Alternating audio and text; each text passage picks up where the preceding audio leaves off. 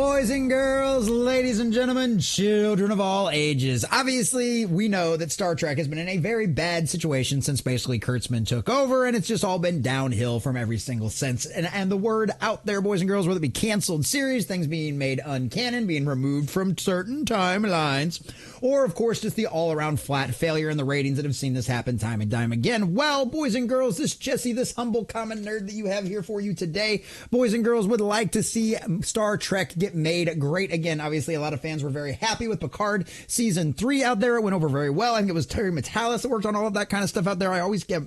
I never can remember if I'm completely 100% accurate on his name, but either way, the guy that did that one did a great job, made a lot of the fans happy, and gave people hope out there. Well, obviously, Kurtzman got all butthurt about all that kind of stuff, made sure that guy was out the door before the series even premiered, because they already knew it was how much better. But of course, once the fan praise got out there, of course, that any future of that guy going out there was completely and totally over. Well, ladies and gentlemen, there's another little nerd geek out there, another Star Trek fan who might be out there trying to make Star Trek great again, because rumors are flying and there is another bid out there for Paramount, who of course owns Star Trek. Now, obviously, we've talked about this several times on our live streams. We've talked about this in a couple of videos over the past year or so. Obviously, we know that Paramount's in a very bad spot financially. Skydance was going to come in and buy them out. There was a couple of other offers on the table that they rejected. Well, now there is a new one out there that has supposedly got some rumors as to who might be involved in it, and they're offering more money than what the Skydance deal was. And because of fiduciary reasons out there,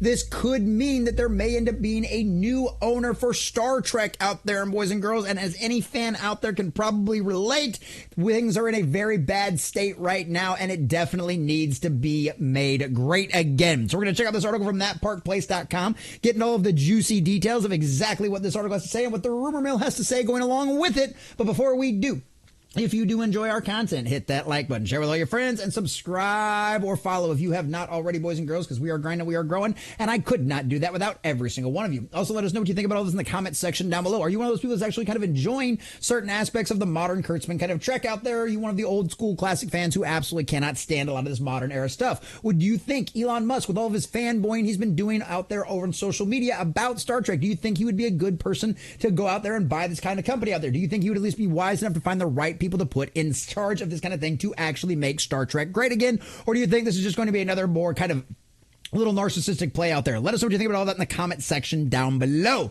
And if you'd like to support the channel, please check the links in the description as well. So from thatparkplace.com and our dear sweet Montanero, Elon Musk heavily rumored to boldly go into Paramount takeover to make Star Trek great again.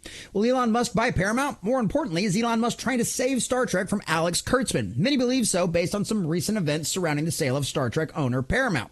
In a dramatic twist, a consortium of investors calling themselves Project Rise Partners, like maybe satellites that rise into the air, maybe like rocket ships that rise into the air, I don't know, but some rising partners, has reportedly made a last-minute $13.5 billion all-cash bid to acquire Paramount Global, challenging an earlier deal spearheaded by Larry Ellison and Skydance Media.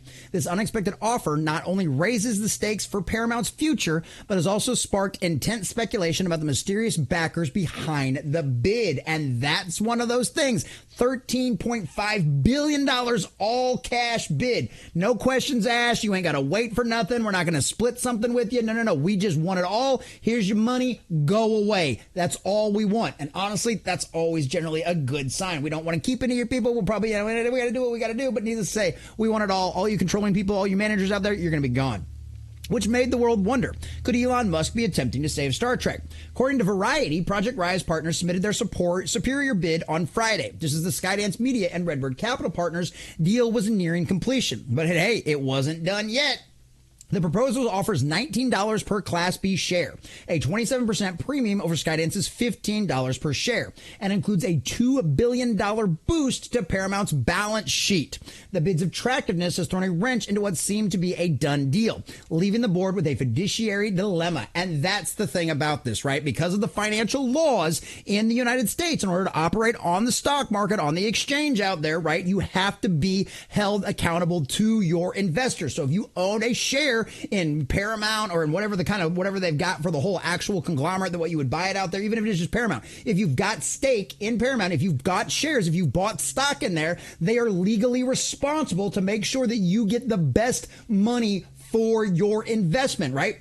That's why you have seen CEOs go to jail and face fines and stuff like that for lying into investors and artificially inflating their stock prices and all this kind of stuff. You have seen this stuff happen over the years. That's because they are legally required to do what is in the best interest of their shareholders, not what their own personal opinions are. It's also one of the reasons why Twitter did indeed get sold to Elon Musk, even though there was a lot of people that wanted that to not happen. But guess what? You have a legally binding responsibility to your shareholders to make them the most money.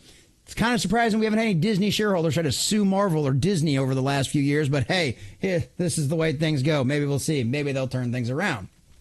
While the identities of the investors behind Project Rise Partners remain undisclosed, a few tantalizing details have emerged. Sources describe one backer as one of the richest men in the world. Well, what's Elon described as? Now, obviously, there's also a lot of Saudi Arabia princes and stuff like that you can have up in that exact same kind of level. But yeah, also another as a pioneer in the satellite industry. Well, Starlink, anybody? I mean, we're literally sending up rockets, like literally up in the air, not that far from my house. It's one of those wild things out there. Naturally, speculation has turned toward Elon Musk and the tech mogul and CEO of Tesla and SpaceX. And yeah, that all lines up. That all actually makes sense. Of course, obviously take the rumors with a big giant grain of salt, as always, but more often than not, a lot of this stuff does turn out to be true. Now, obviously, there are other people working in satellites? Yes. Are there other people that can be classified as the richest man in the world? Absolutely. But these things do kind of lend credence to, obviously, the Elon Musk. Musk credentials fit the description perfectly. World's wealthiest individual, Starlink. We talked about all of that. This is one of the things that I thought was really funny out there, and I think would cause a lot of Star Trek fans to fully and support this, because Captain James T. Kirk himself, William Shatner, the absolute legend, fully and totally supports this idea. He supports Elon Musk as a fan, and Elon Musk is, and this whole rest of this article is about basically just Elon Musk's all his obvious fanboying out there for Star Trek and talking about how such it was an influence for him and all that kind of stuff. Obviously, William Shatner recently went to space. He had a very movement situation out there, so he very much believes in what Elon Musk doing. I think even though he went on the blue one, he went on the Jeff Bezos one, right? So he loves all this kind of stuff. He loves what Elon's done. Elon's talked about it over and over again that Star Trek inspired him for this expansion to space. And honestly, it's one of my biggest, beautiful, dream universes, right? Because, you've got the replicators take care of things. You can go out there and explore space, and you can just be scientists and creatives and artists. You can do all these wonderful things. You can advance science and medicine, and, you still have jobs, and you can still work through things. You can still find accomplishment in life. I love the whole idea of the Star Trek universe. I absolutely do. So Elon Musk out here puts a statement and says, let's make Starfleet Academy real, because there was a lot of rumors. There was a lot of cool stuff floating on about that a lot of people thought this might be a great idea. So what is William Shatner? What does Captain James T. Kirk say here? So does that mean you are buying Paramount? With all the kind of little faces, he's only half joking, right? August 26th, 2024. We find us, 5-6 months later at this point? And now there is a serious challenge to Skydance purchase of Star Trek. And there's a very good possibility Elon Musk is behind it. Now, I know everybody's made the jokes, right? Elon can buy Elon buy this, Elon buy that, yada, yada, yada. But if it really does hold such a near and dear part to his heart, and Paramount's cheap, right? He can't afford to buy Disney, okay? That's not going to happen. He can't really afford to buy Warner Brothers either, okay? I'm a DC fanboy. I'd love to see that made great again, too. But he's not going to buy that kind of stuff, right? He can't afford to do that. Yeah, he might be the richest man in the world, but even that has limits. And obviously, this is an investment group. It's not like he's just pulling money out of his pocket and wanting to buy Paramount, right? He's not just slapping it on the table and going, I got a fat stack of cash. No, it's an investment group. It's a bunch of people, like-minded individuals that come together and go, yeah, we all think we can do this. Is Elon Musk the driving force behind it? Could he probably make some phone calls and get this kind of thing put together? Absolutely. 100%. But at the end of the day, he cannot buy everything. Paramount is small and has been for a long time. CBS has got a lot of rights to a lot of things, but they haven't made a lot of money in a long time. I mean, $15 a share is what the Skydance offer is, and now they're coming in and offering them $17 a share. I don't think, unless they find some kind of unless Skydance decides to come back and pony up some more money and actually end up going through and raising the stakes on this and either matching their deal or exceeding it, I don't think there's any way this doesn't happen unless there's some kind of crazy investigation that goes, oh, well, this is a bunch of fraudulent, da-da-da-da-da. I don't think they're going to do that. Whether Elon Musk is behind this or not, the nice thing about this is there is another person out there that has stakes in the game and wants to go out there and try to make Star Trek great again. And it's not just Star Trek.